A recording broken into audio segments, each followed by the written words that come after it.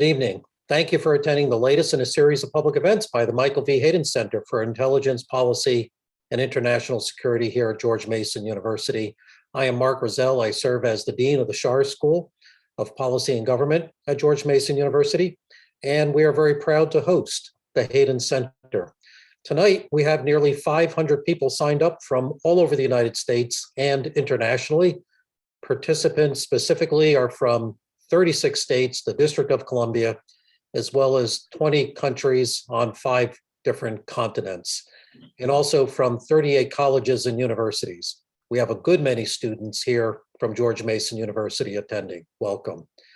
The Hayden Center is a part of a larger security studies emphasis at the Schar School, and we have as well the Center for Security Policy Studies, directed by Professor Ellen Leibson, who also directs our International Security Studies master's degree program. And that has been a top 10 rated program nationally for 4 years running now in US News and World Report. And we are fortunate to have many leading scholars and practitioner teachers in our International Security Studies master's degree program. Related to that is our unique program in biodefense studies. And given its emphasis on infectious diseases and public policies to combat those, you can imagine that interest in that program in recent years has grown very substantially. And additionally, we have a generous gift from the Diana Davis Spencer Foundation supporting scholarships for Schar School students in security studies fields, such as the 2-degree programs that I just mentioned. The Hayden Center, of course, honors its founder, General Michael V. Hayden, who has been on our faculty at George Mason University for 11 years. And I now have the honor of inviting General Hayden himself to welcome you to tonight's program. General. Thank you again. Ladies, hello. It's good to see you again. You know, I was with CIA and you're with CIA. I remember that. And now you're in Congress. Lots going on. Larry, let's begin. Thank you, General. Appreciate you taking time to welcome our special guests. It's great to see you both. Thank you very much for coming here tonight. As Mark said, we're the Hayden Center. Our goal, General Hayden's goal, my goal, is to help demystify the art of intelligence for the public audience, for our students, and faculty and staffs from universities around the world, and discuss the role intelligence plays in supporting policymakers. We do that through a series of events that we've held over the last 4 years. These events, if you're interested, we record them all. We have a YouTube channel. You just search Hayden Center on YouTube, and you can find every event we've done in the past. The Hayden Center is also out on social media, so follow us on Twitter, Facebook, LinkedIn. We are recording tonight's event to use again on YouTube and social media. We're live streaming it on YouTube as we speak, in addition to the Zoom audience. We're going to have time for questions and answers later, questions from the audience. When we would ask you on the Zoom tool to use the question and answer box to pose your questions, not the chat box. You can sit in the chat box and talk to each other all you want. That's great. But if you want a question to go to our panel members here, please use the Q&A tool.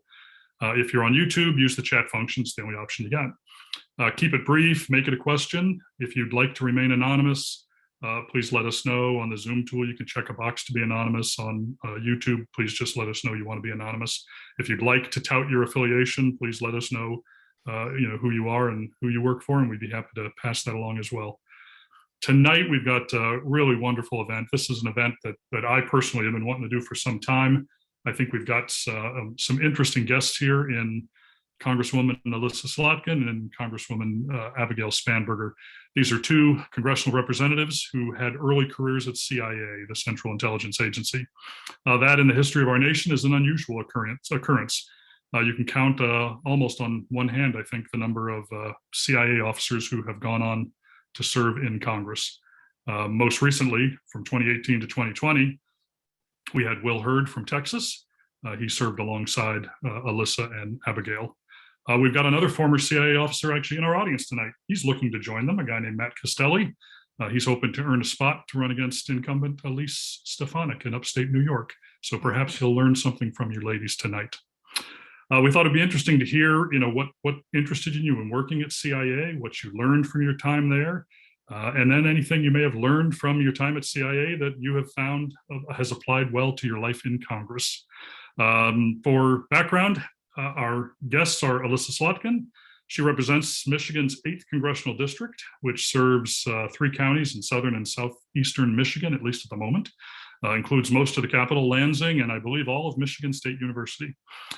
She came to office in 2018 and was reelected in 2020, serves on the Armed Services, Homeland Security, and Veteran Affairs Committee. And in the Homeland Security Committee, she is the chair of the Subcommittee on Intelligence and Counterterrorism. She began her career as a CIA analyst. That's where I actually first met her, and at the time at the Office of the Director of National Intelligence. She did 3 tours in Iraq, serving there as an expert on militias, which perhaps has some relevance to her time today, serving as a congresswoman from Michigan. She followed on with an assignment to the National Security Council, serving both Presidents Bush and Obama, working on Iraq and Afghanistan. She took a position in 2011 at the Defense Department, finishing up her time at the Defense Department as the Acting Assistant Secretary for International Security Affairs in January of 2017. She's a 3rd-generation Michigander and hails from a family that produces the famous Ballpark Frank that was first served at Tiger Stadium. Abigail Spanberger represents Virginia's 7th Congressional District. It's a fairly large district that spans 10 counties in central Virginia, runs from the suburbs of Richmond up to the suburbs of Fredericksburg and out to the east and west a little bit. She also came to office in 2018, reelected in 2020, and serves on the Foreign Affairs and Agriculture committees. Interestingly, neither woman serves on the Intelligence Committee at this point. That's something we perhaps ask them about. She began her career first as a U.S. Postal Service inspector investigating money laundering and narcotics, found her way to CIA, where she served as an operations officer, so a different career field than the analytic field Elissa served as. She worked both here at home and abroad on issues such as counterterrorism and counterproliferation. She left government in 2014 for the private sector, returned to her home in Henrico County before running for Congress in 2017. Our moderator, David Priess, returns to moderate an event for us. He is publisher and chief operating officer at Lawfare, the online and podcast source of national security information and insight. Began his career as a CIA analyst himself. He served during that time as the President's Daily briefer for Attorney General Ashcroft and FBI Director Robert Mueller. He has since written 2 books of some acclaim. The first is The President's Book of Secrets, which is the only book that exhaustively looks at the history of the President's Daily Brief. He also more recently wrote a book called How to Get Rid of a President that looked at the history of how we have removed presidents either through not being nominated again, losing election, death, or perhaps impeachment. He has been serving as a senior fellow at the Hayden Center for the last year and is now also a distinguished visiting professor here at Schar School. And his class is very well populated. He's currently doing a class on the presidency and intelligence. And so any of our students out there who weren't aware of that, something to look out for in coming semesters. With that, why don't I go ahead and get the show started by turning things over to David. And thank you again, ladies. I'll come on at the end after all the questions to say some closing remarks. Thank you very much. Thank you both for joining us and for joining us in the same room, which is not a norm for these events, but that allows a whole realm of possibilities that we don't always have, involving, for me as a moderator, just throwing a question out there and watching you fight over it. That's going to be fun. I will point out to everyone listening that we did ask the representatives before the event how they would like to be called during the event, and you nominated yourselves as Abigail and Elissa. So that's where we're going to go in this event. It's no measure of disrespect. It's a measure of doing as one is told, which I have learned to do quite well. Let me start with, I think, the obvious question for so many people in the audience, especially so many students at the Schar School and other universities here tonight. Why did you apply to the Central Intelligence Agency from your different backgrounds? And how did you join? I'll leave it up to you to decide who answers first. I'll go first. So I always wanted to work at CIA. It was always my plan. And I was living in Germany in graduate school in 2001 during September 11th. And my plan had been live in Germany, perfect my German, have work experience, do all these things to make myself more competitive for CIA. And then after 9/11, decided, well, if I know what I want to be doing in 5 years or more, now's the time. So I finished my degree, moved back home, did my application from a computer lab at the time, and waited and went through the process, got my conditional offer of employment, and then my background check process started. And that took a very, very long time. And so in the interim, I decided that I wanted to begin my career of public service. I had applied across a variety of federal agencies at the time, and wondering if that CIA background check would clearly ever come through. I actually started in law enforcement, which was, I think, a phenomenal experience. And I grew a variety of different skill sets. And then ultimately, it took almost 4 years for my background check to come through. And so as soon as that came through, I got my enter on duty date and I started. But from the time I was a little kid, I used to write my diary and code and attempt to do sort of secret things, mostly spy on my sisters. Well, we don't want to know what ghosts were in your past that led to a 4-year background investigation. I just got lost in the piles of paperwork. Sure. That's what they tell you. Right.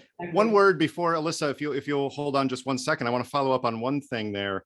The United States Postal Inspection Service is one of the least recognized arms of law enforcement and investigations in the United States. And I only got a window into it when I was training officers on intelligence, and they asked me to come to brief and train some of their officers on the fundamentals of intelligence analysis. So give us just a couple of sentences about the Postal Inspection Service and what those officers do.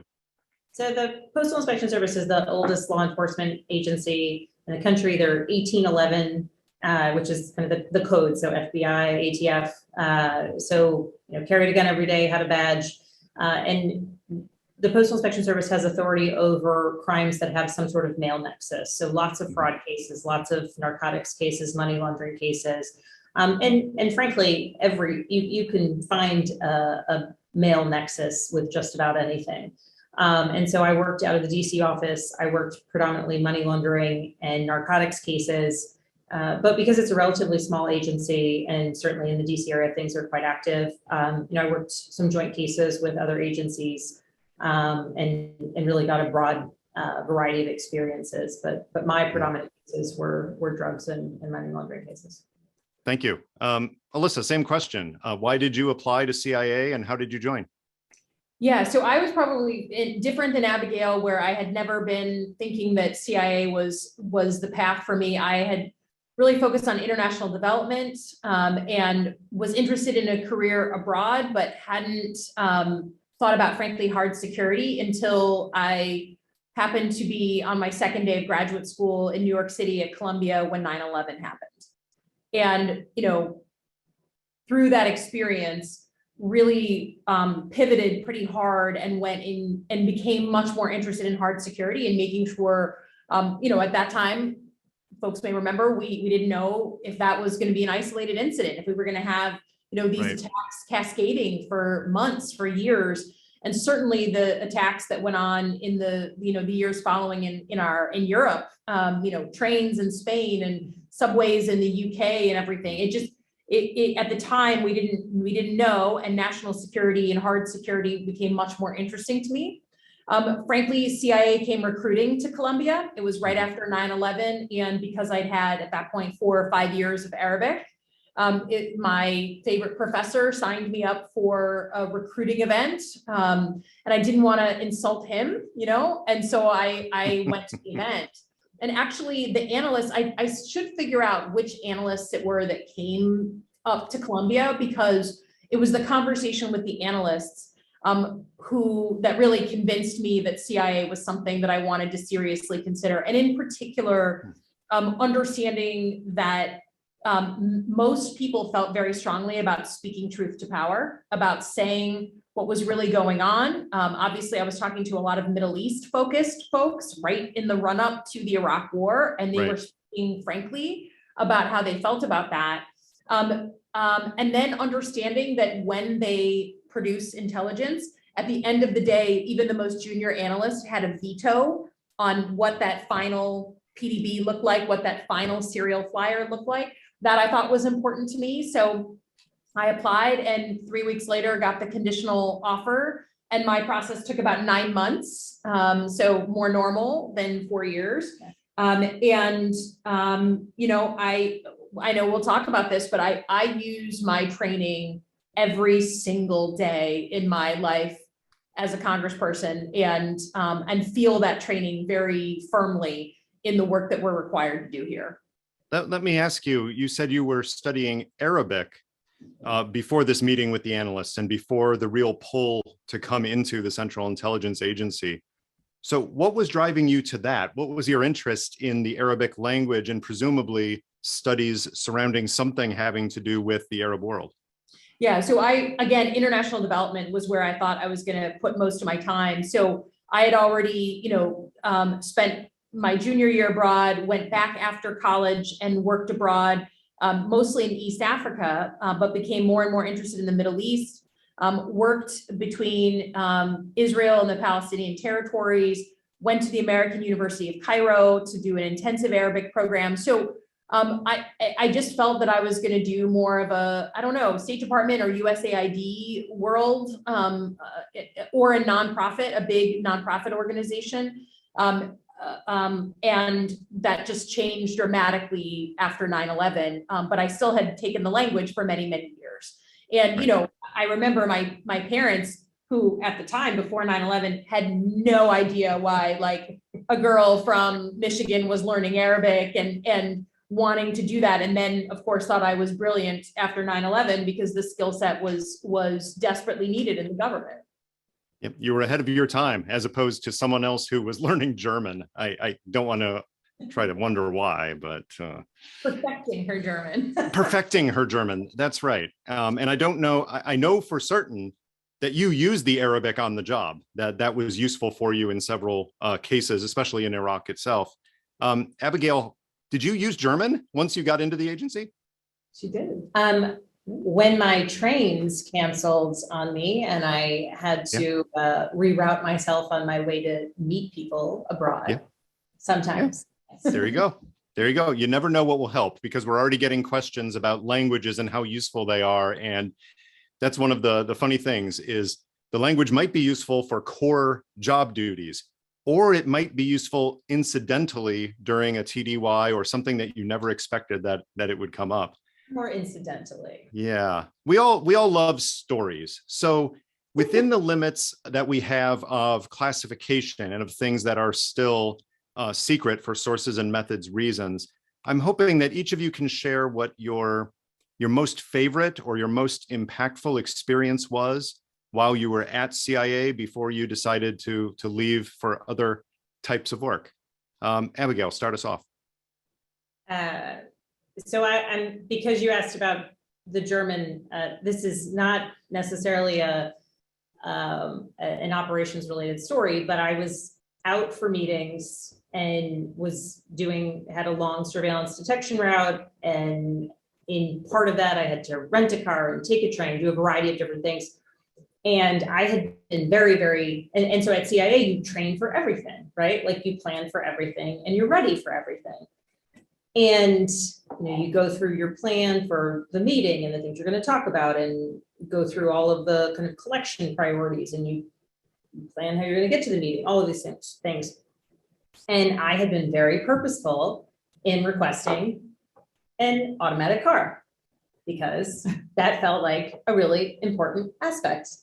But I, of course, got there in the midst of my kind of route that's precisely timed, et cetera. And they only had stick shift cars. But because CIA makes you train for everything, I sort of took a deep breath and I said, okay, well, I'm trained for this.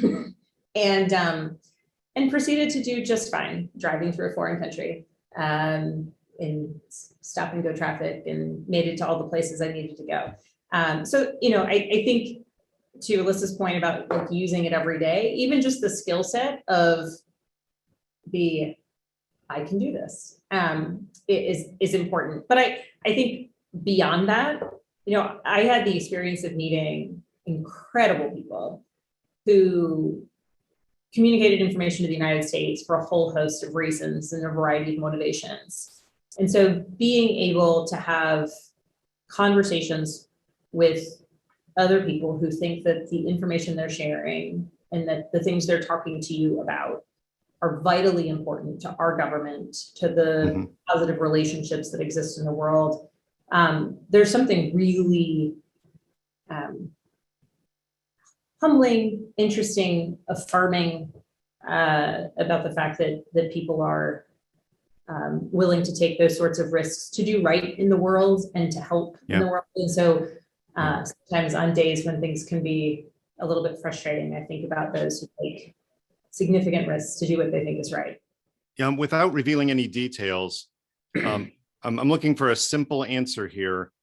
Are you confident when you look at yourself in the mirror and you look in your eyes that some of your work with assets in the field actually did make a significant contribution to U.S. national security? I believe so. Yeah, and that's a feeling that doesn't go away, because that was work you and a whole lot of people supporting you put in to make that meeting happen, to get the requirements to do everything that was needed. And unfortunately, those are stories that may never be told, because that specific contribution is something that you might not be able to brag about, but you can still feel good about. And when you get the notification that information you provided contributed to the PDB. Yeah. And, frankly, to be able to go back and tell someone the things you told me because you think it's important to share it. Right.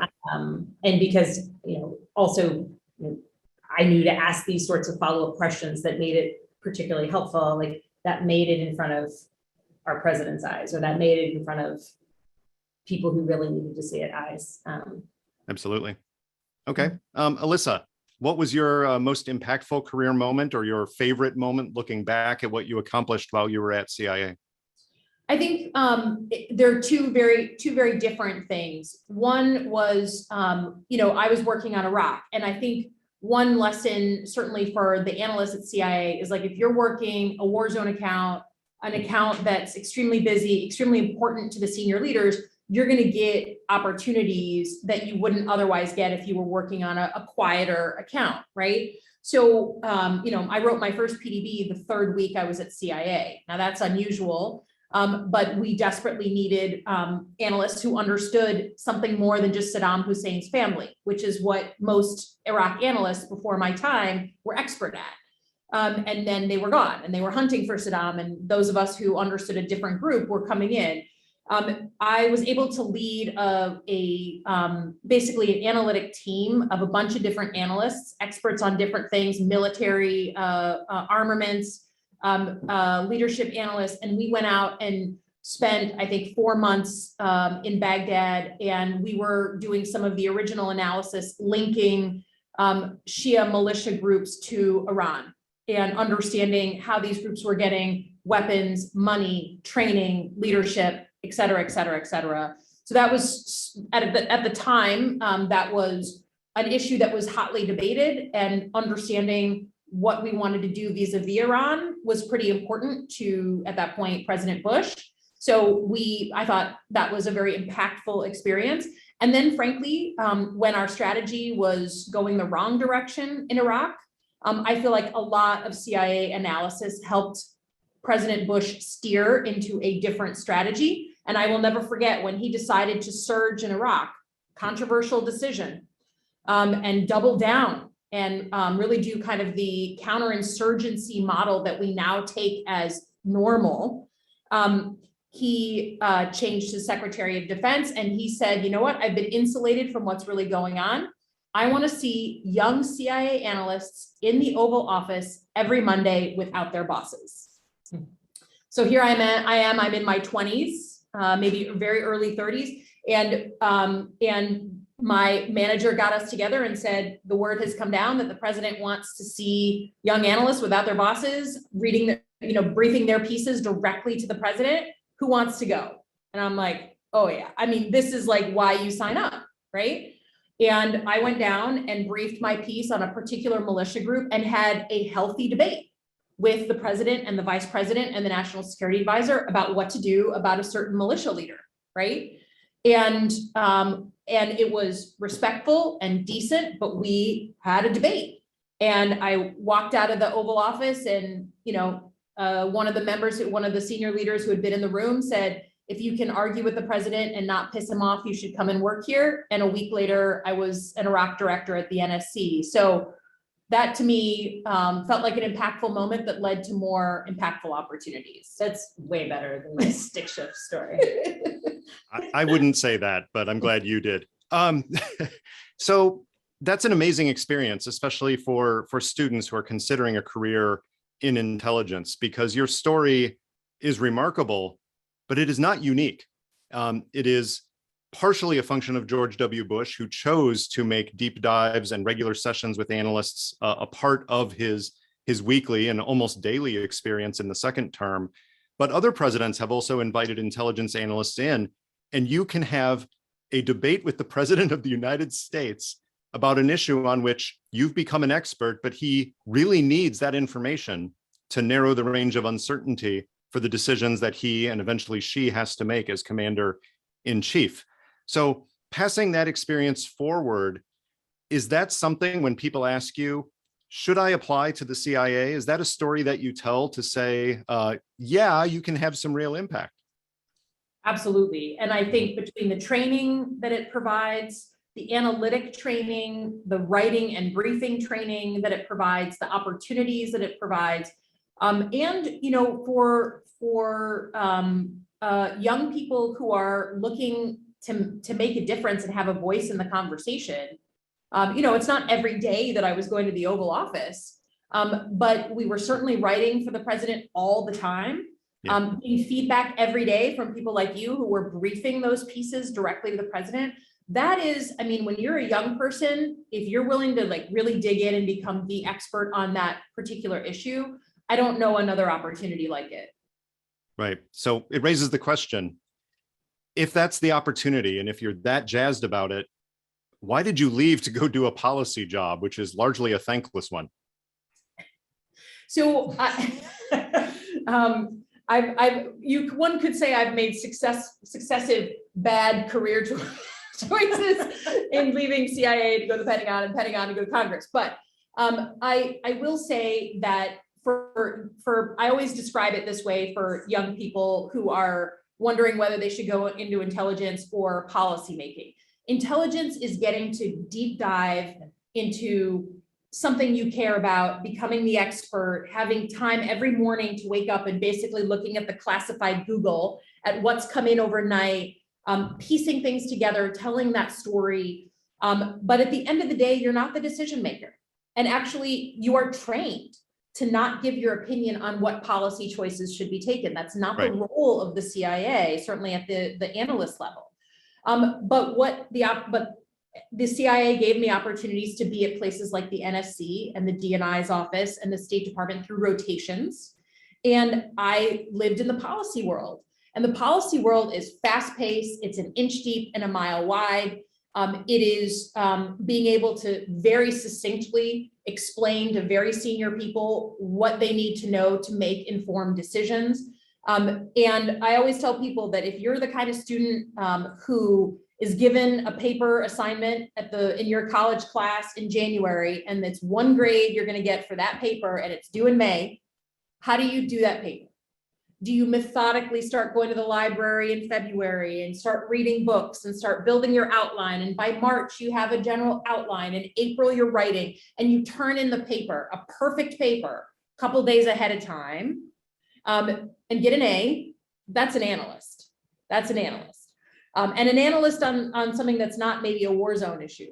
But if you are like me, and you think and remind yourself you should go to the library in March, but you don't really get there. In April, you start to get there. End of April, you generally have an outline and you're pulling an all-nighter to turn it in and you still get an A, you're a policy person.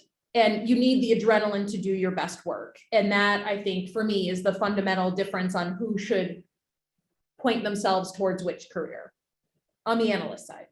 And, you know, I think that has direct relevance to some of your congressional experiences, but we're going to come back to that.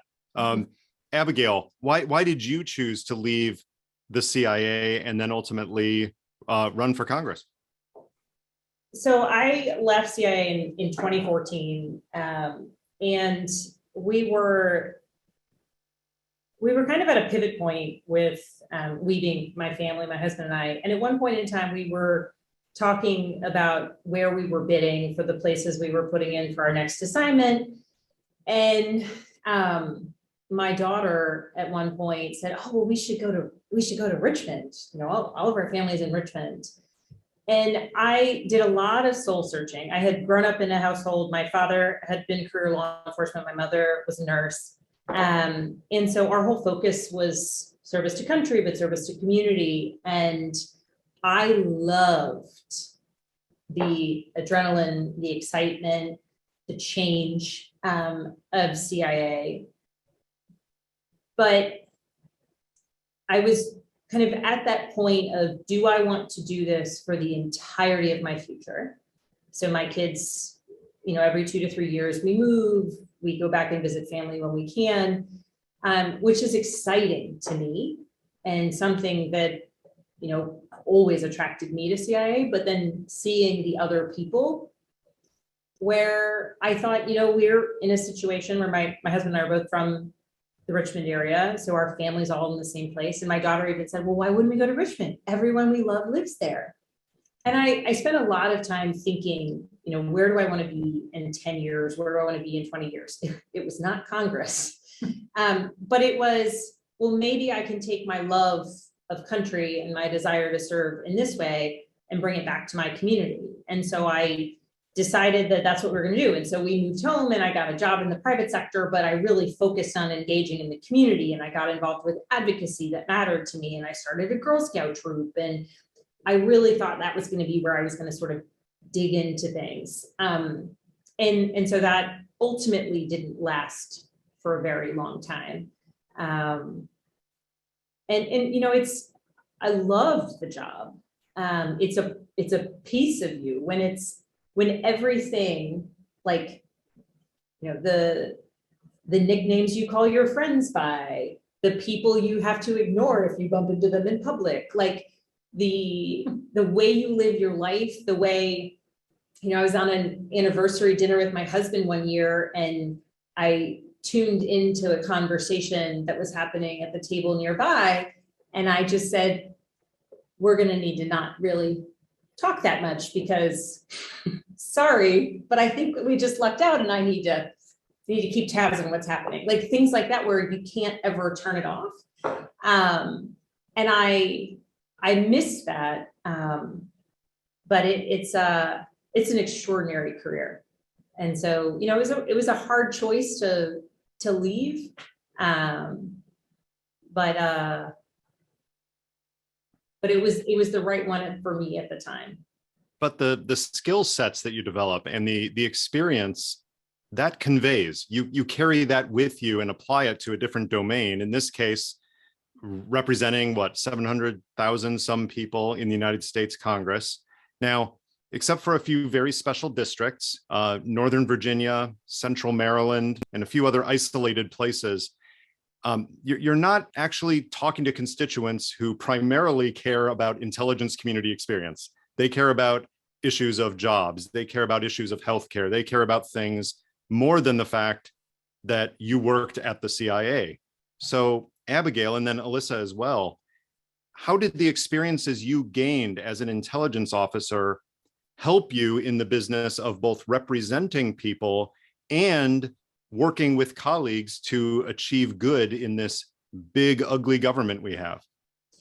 So I think that the skill set, right? So as a case officer, the whole goal that you have is to look at an array of information, you know, learn from analysts, learn from reports officers. What are the questions that we still have about a particular issue? What do we know about a particular issue? And you have to learn a lot. You have to read the requirements and understand an issue, because it's not just about going and asking questions that somebody, you know, gives you. It's about looking at the requirements, what's known, what's not known about a particular topic, sitting down with someone when they mention a word or they mention a name, like having the recall to say, oh, actually, let me go down that rabbit hole and collect information, because you're trying to go back, write a report that will fill out information and inform people who are making good decisions.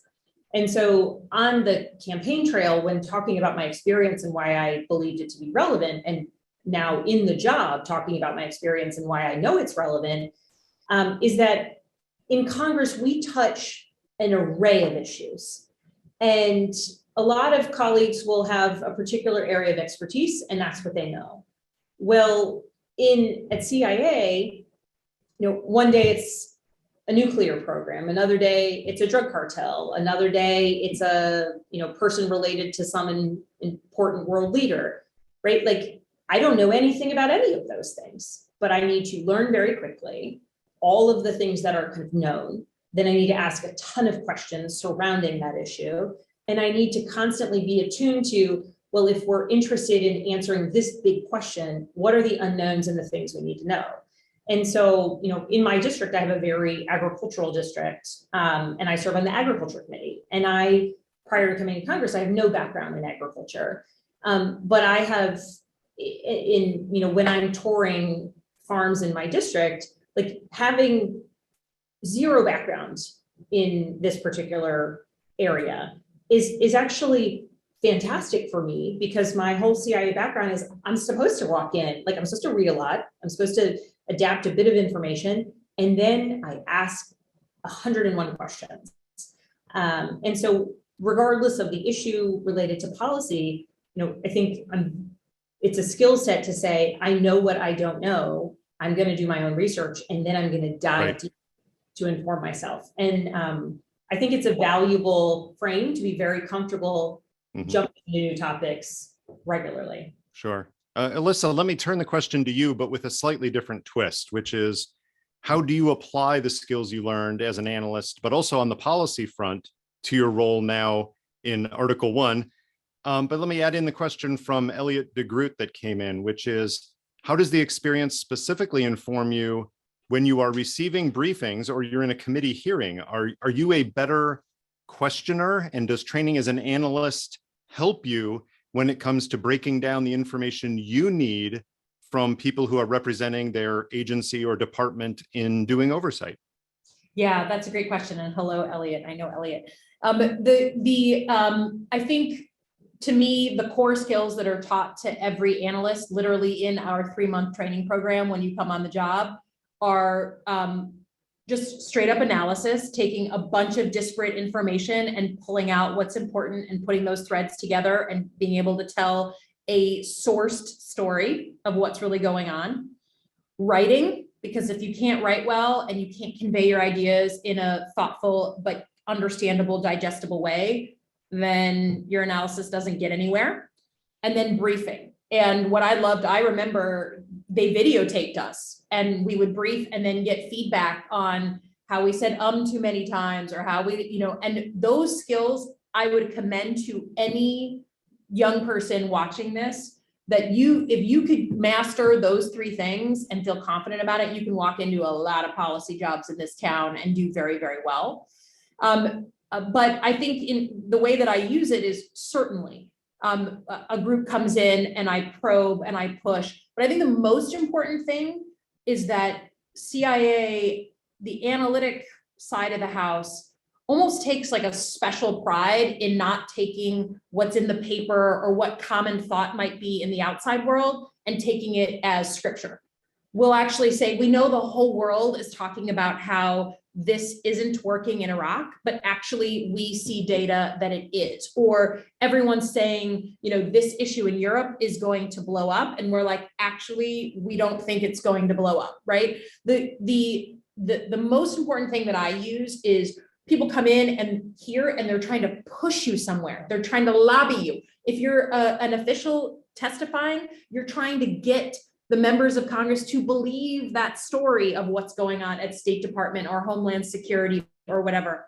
And that skeptical eye, that probing and pushing back, and that that I don't think either Abigail or I have any problem saying, we know that all of our friends in Congress may think A, but actually we think it's B. And that is a skill set I believe comes directly from being an analyst and just not accepting that common wisdom is actually a sourced analytic assessment of what's going on. Or even Right. just asking the question, well, why couldn't it be B or C, Mhm. right? Like making this conversation. Right. And I think that, Elissa, thank you for that. I think that really applies well to the hearings side and even to the working with colleagues part of this. But Abigail, turn that over to the constituent side. When you're trying to explain something to your constituents and you're saying, well, you all believe A, but in fact, B is closer to the truth. That's a little bit trickier when you're talking to the people who are responsible for putting you in that position in the first place. How do you manage that inherent dilemma of speaking truth to people who want you to represent their beliefs, even if you're not sure that they're seeing things as clearly as you are based on the information you're getting? Well, so, it's a particular responsibility, and not to speak for Elissa, but I think that we both take the responsibility of being accessible and clear communicators with our constituents very, very seriously. And so, be it in town halls, be it in group meetings, whatever the venue is, ensuring that constituents can ask a question directly to me is something that's important. And, we've done a lot of virtual town halls because of COVID, but there are many other members of Congress that sometimes will have questions submitted on note cards. And in a particular preference that I have, I think because of my background, is I want to hear the question from the person asking the question. Sometimes for the virtual town halls, people submit their questions online and then we have to have them read to us. But on the telephone town halls, I'll have someone ask their question of me because— Is that because you can pick up the tone and the nonverbals and get the emotion behind it? Yes, and it's important, I think, to understand how they might frame a question. Because if you're going to just write your question, you write the question. If you have the opportunity to ask the question, many times people will start with a small experience, or they'll give you the frame that they're bringing to their question, which is really important if you want to answer it well, or if you want to ensure that you're giving a very fulsome answer. Also, sometimes follow-up is also good to say, well, are you asking about this or are you asking about that? And I think that ensuring that I am answering the question fully, completely, and recognizing that not every question is a yes or no. Sometimes you'll have people say, well, do you support this? Yes or no? Or do you support that? Yes or no? It's complicated. And that it's complicated, which is, of course, it depends, the CIA phraseology. It is something that people sometimes have a difficult time hearing, but to say, well, that's actually not as simple as yes or no. Let me explain the input that I'm looking at as I'm thinking about this decision. Or yes, this piece of legislation may be imperfect, but let me walk you through the reasons that I support it, the things that I'm advocating to change, et cetera, et cetera. Right.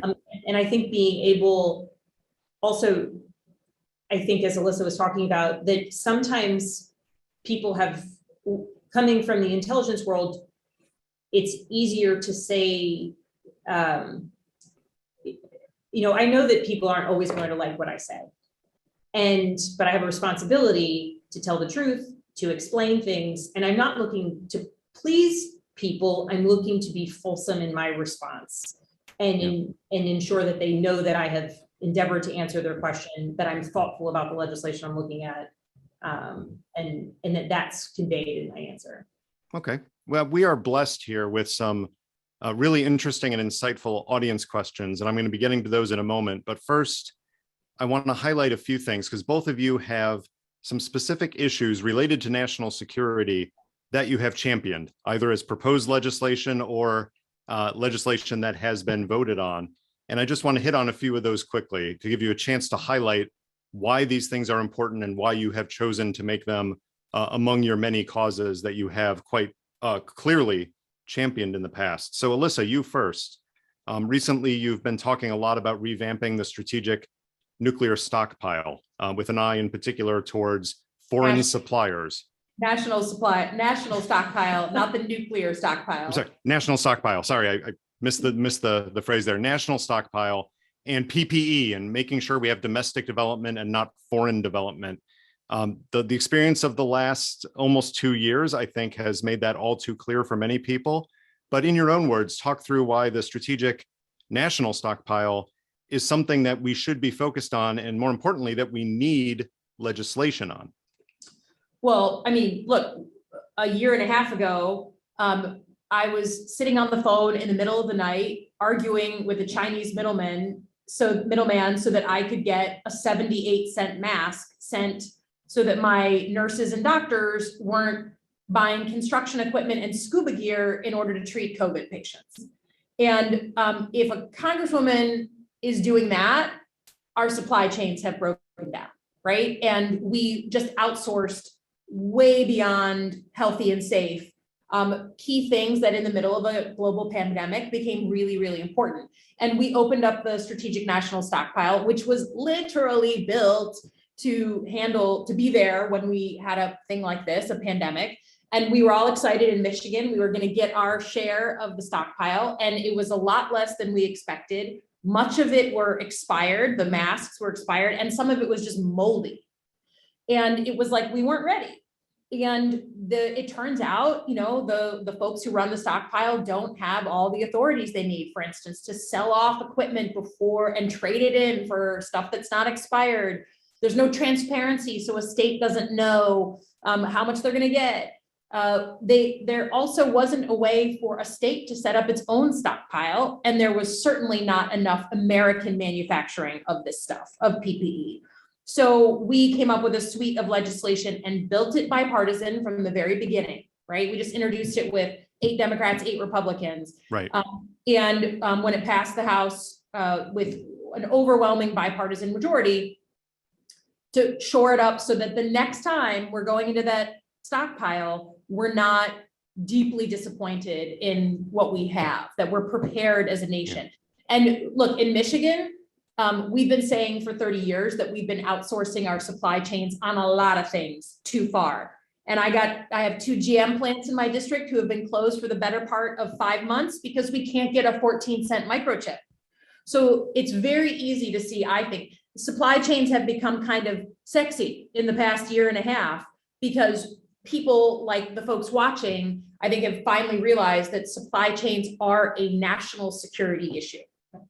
Absolutely. And just feeling your energy on this issue, I can see how you've been able to make progress and work in a bipartisan fashion on this, because you're bringing both the arguments that you develop as an analyst, but you're also bringing the intensity of showing how this matters to people.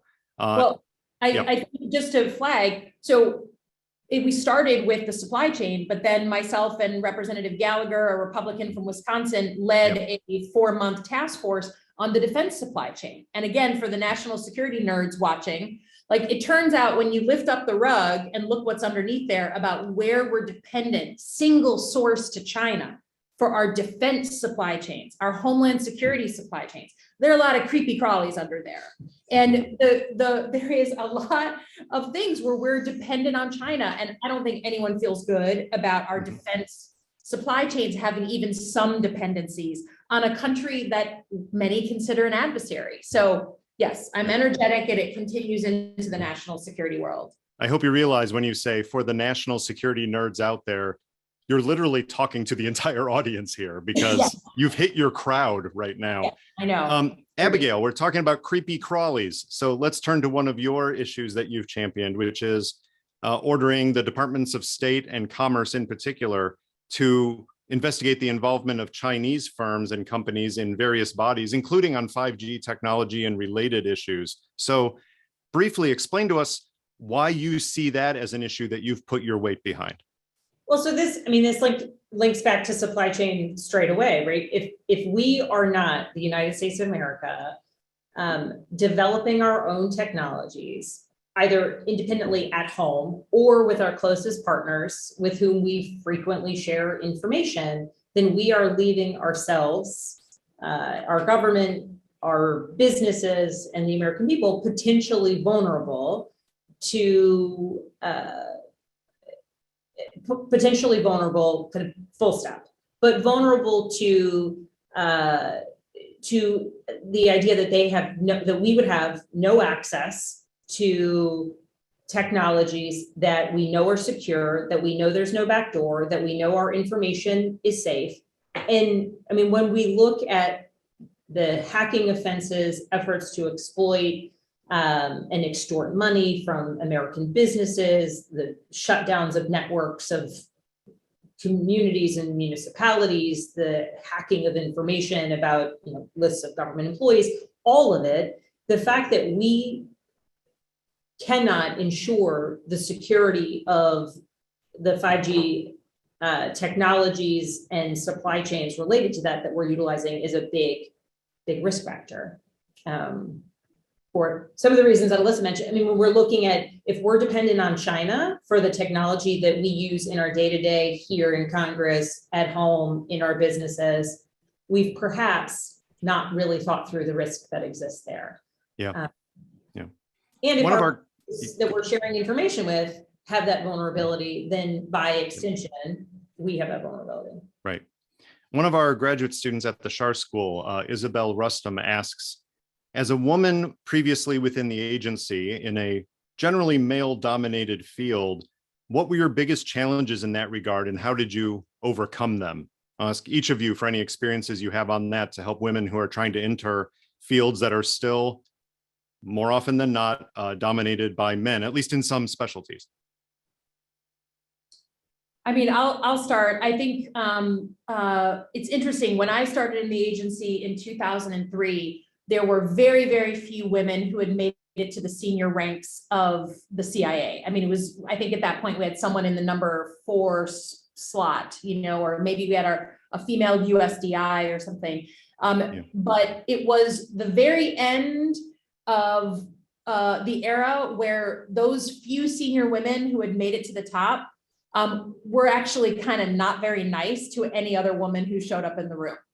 That's there's sort of a thing that, we know around Washington, and luckily a lot of those folks retired very, very soon after. And I think it's totally different now. But at that time, it was sort of this mentality, like there can only be one, and I have clawed my way to the top here. And so I'm going to kind of focus my energy, to sort of pressure or embarrass or really. So I certainly had that experience in the very first years of my time at the CIA.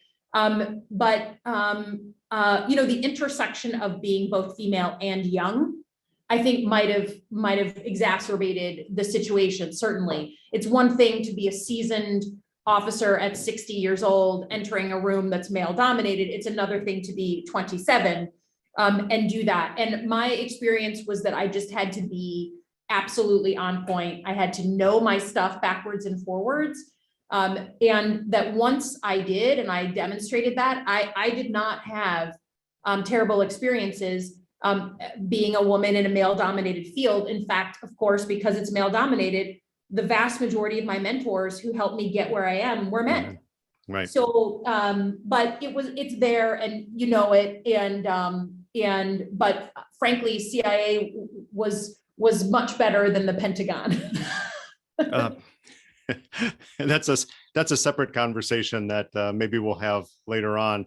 Abigail, any thoughts on this? Any advice for Isabel in terms of rising above any challenges this presents? I mean, I think it's a matter of being focused. It's a matter of recognizing. I had similar experiences at times to Elissa. Certainly, as a case officer, wanting to be a case officer, when I had children, there were people who advised me to change my career track.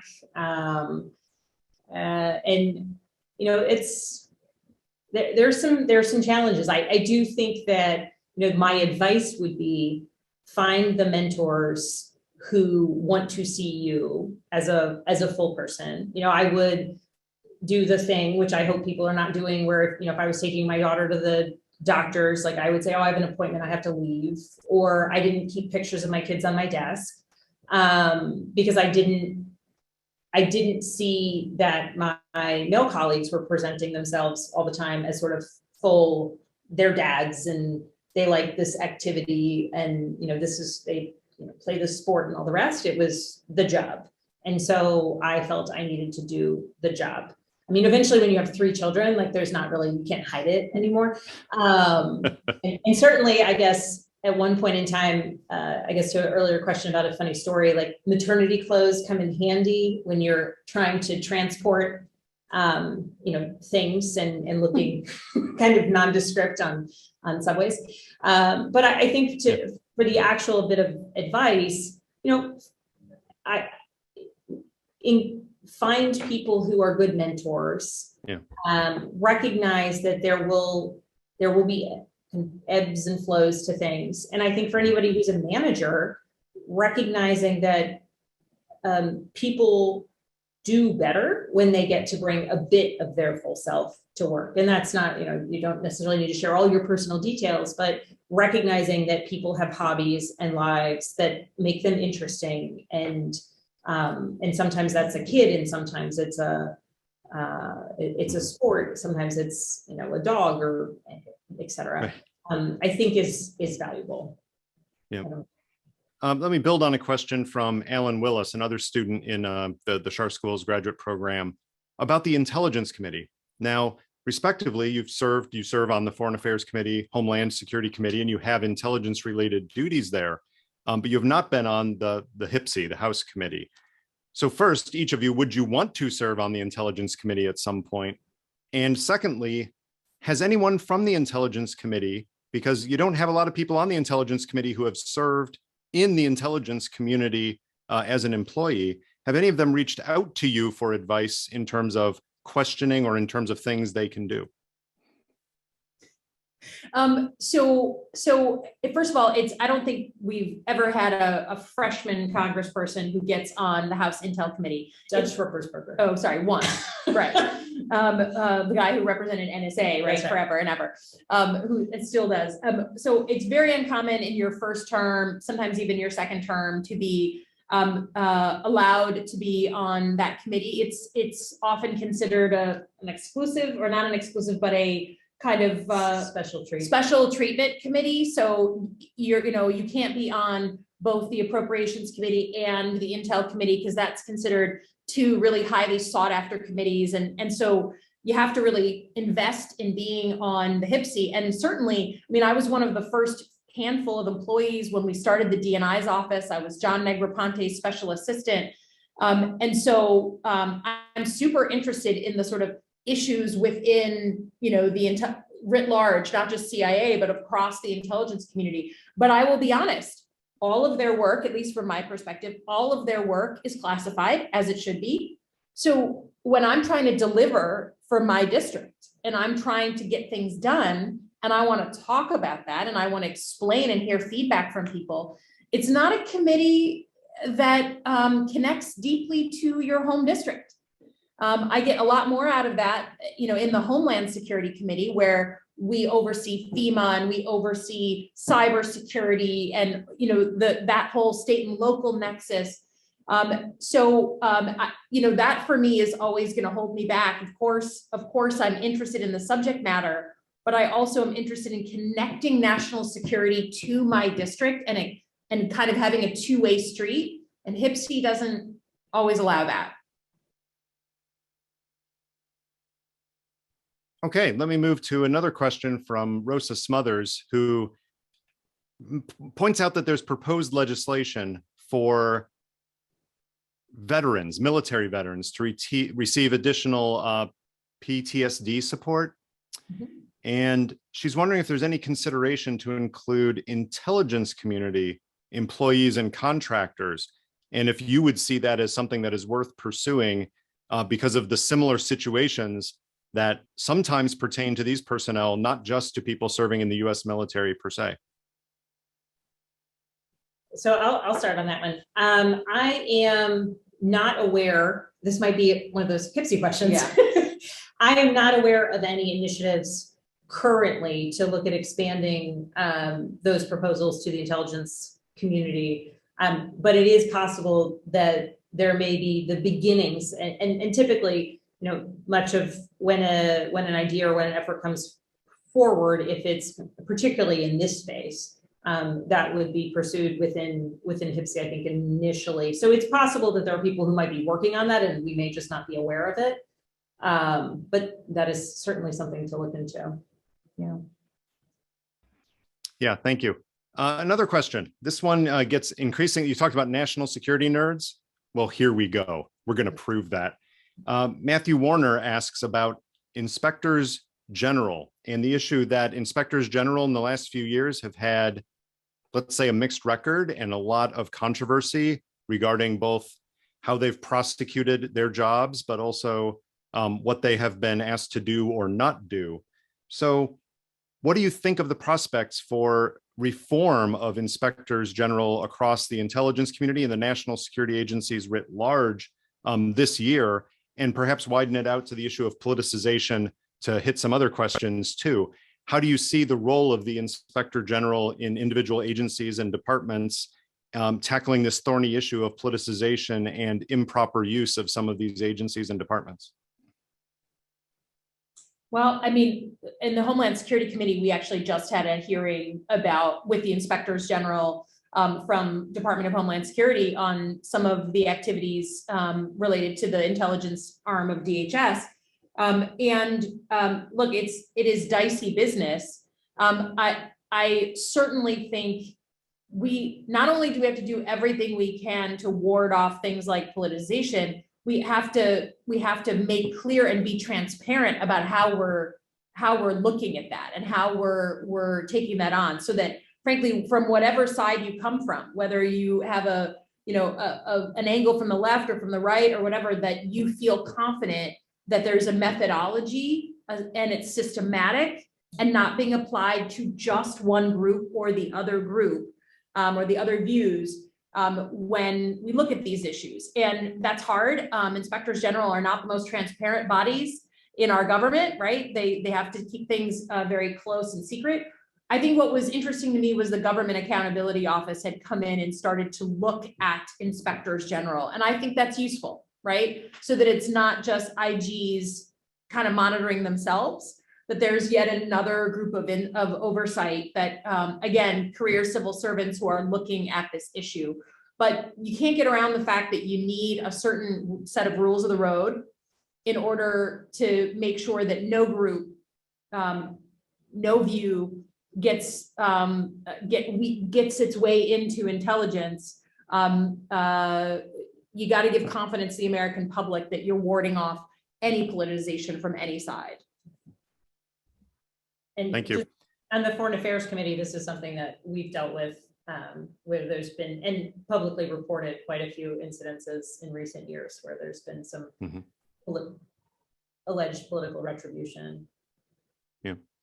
Another issue that's on a lot of people's mind is and we'll just go to the FBI and the DHS assessments here of the rising threat from white supremacist groups, neo-fascist groups.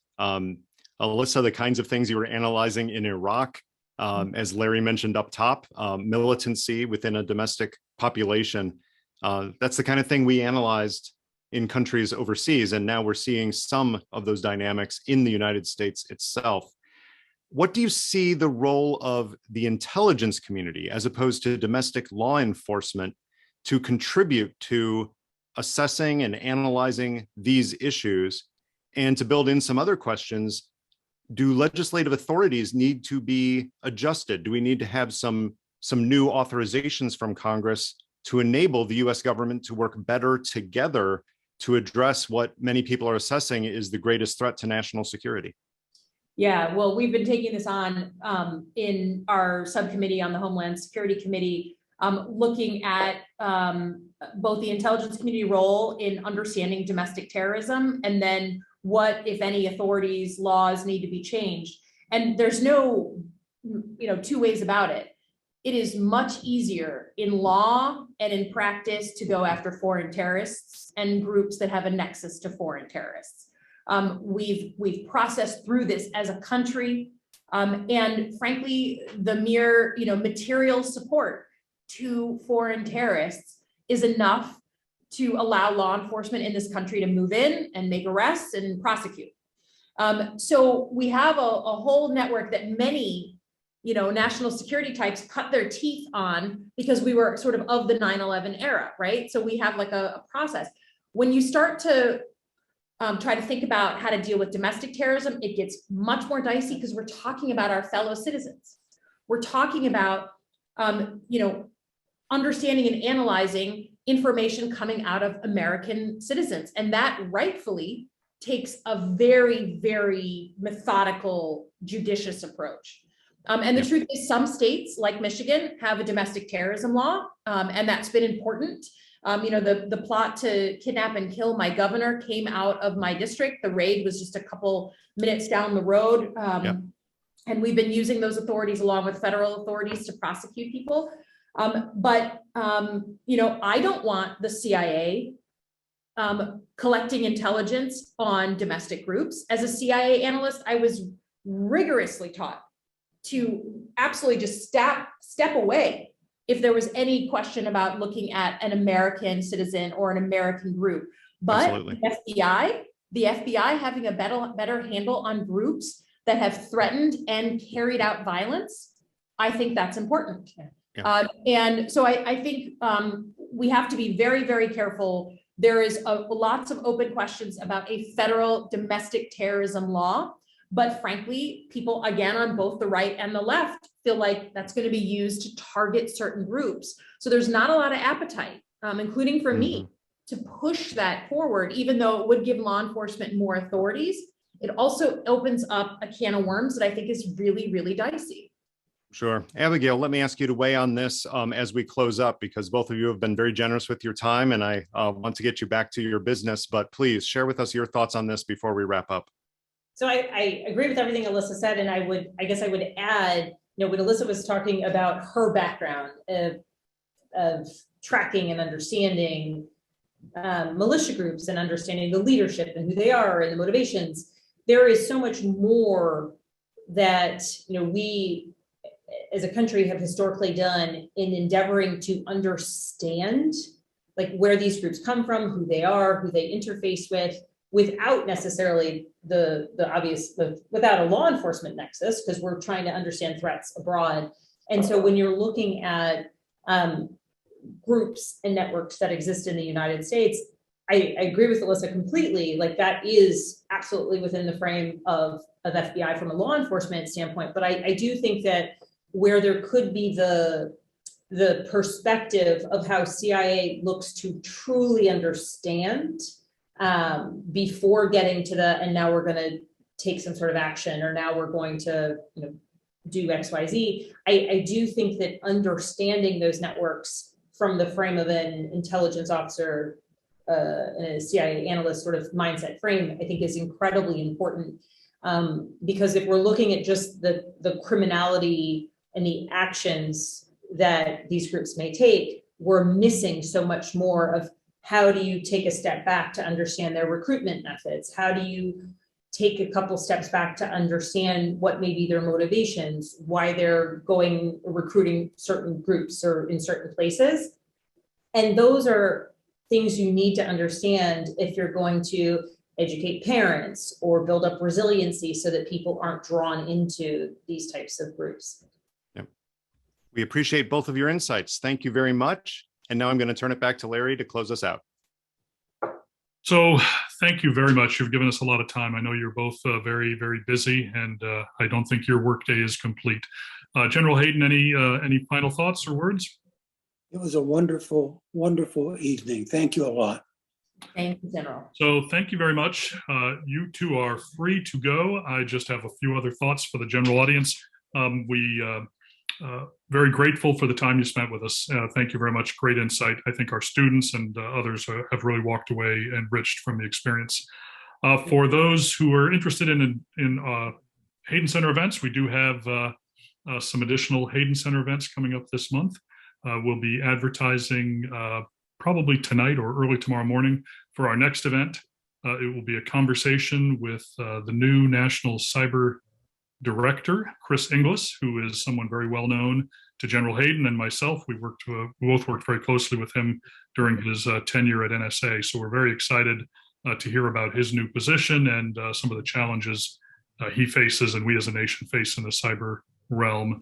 We have another event coming in later November that is going to look at China. Michael Morrell will be moderating that. And we've got some great experts from both Schar School and some other universities who are going to be looking at China and whether or not conflict or a Cold War with China is inevitable. So follow us on our social media to see when you can register for that.